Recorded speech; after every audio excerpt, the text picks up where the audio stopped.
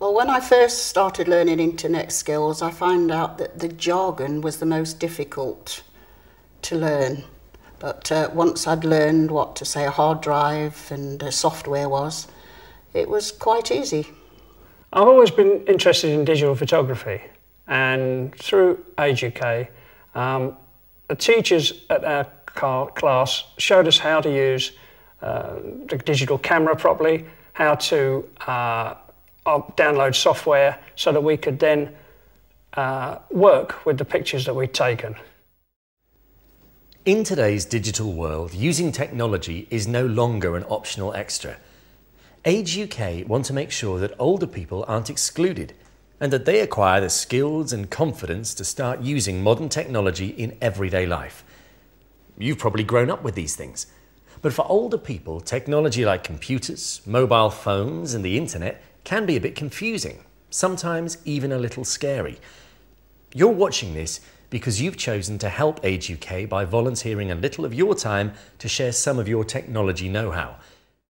You don't need to be an IT expert.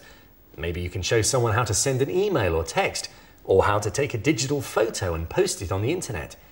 A little knowledge like this can help someone in your community keep in touch with family or friends, especially if they can't get out and about. So thank you. You need to start by thinking about who you can help and how. Have a think.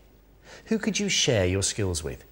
You might have a grandmother who wants to email you, a neighbour who wants to shop online, or a friend or relative who wants to send a text message.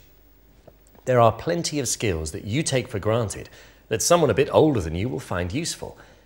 The great thing about modern technology is that it's often mobile, so you can share your skills almost anywhere. You can take it to them, they can bring it to you.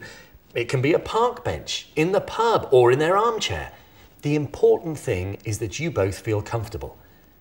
It's worth asking people what their skills and interests are. By striking up this conversation, you can always lead into, do you know how to? A perfect opportunity for them to tell you what they want to know. Have a think about your skills and what you'd like to show someone. Our top tips are a good starting point if you're worried. Let the person guide you, but be ready to offer ideas. Some rough notes might help. It's worth reminding your trainee that millions of different people use this technology every day. It might look alarming, but if everyone else can do it, so can they. It just takes practice. If you make it fun, it won't be scary. Remember to keep checking the person is taking it in. Don't be too ambitious or you'll both tire of the job. If you break the learning down into small steps, you can praise as you go along. Notes will give them something to refer to, as well as helping you both make sure it's being understood. Remember that you might do things without thinking that other people will need to see in slow motion and in small steps. Don't force, but encourage them to have a go. Be aware that people might know much more or less than they appear to. It's normal to go over things a number of times when learning a new skill. Age UK's research shows that many older people don't try to use technology like computers because they worry they'll break them. Point out that unless they physically break it, most of the time, no matter where they go wrong, it's simply a matter of switching off and starting again. It's difficult to break a computer. These points are useful to remember whoever you are sharing your knowledge with, but it may be that the person you're working with has some extra needs to consider.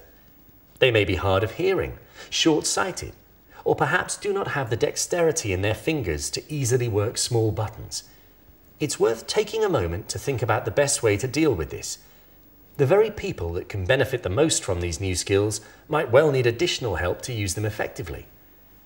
If the person you are helping has some hearing loss, there are a few key points that will help. Try to make sure there's enough light in the room and you're facing the person directly, speaking slowly and clearly. Don't just speak loudly. Older people often have trouble hearing high-pitched sounds, so speak in a low tone if you think they're having trouble hearing. And try to make sure there isn't too much background noise.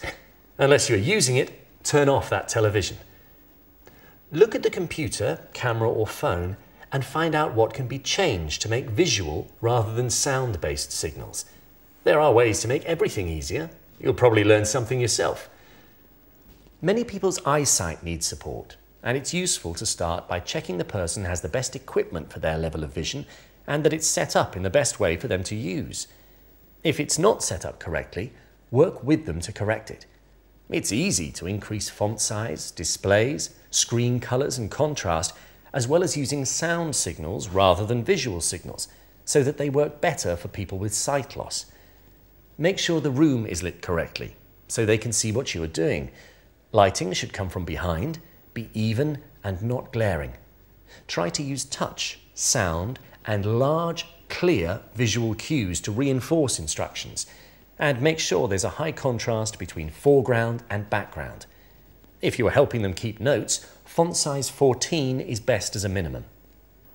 Everyone has different levels of dexterity, and it can be dispiriting to watch younger people moving as if by magic through their technologies, when conditions common to aging make things harder. There are accessible formats that can help.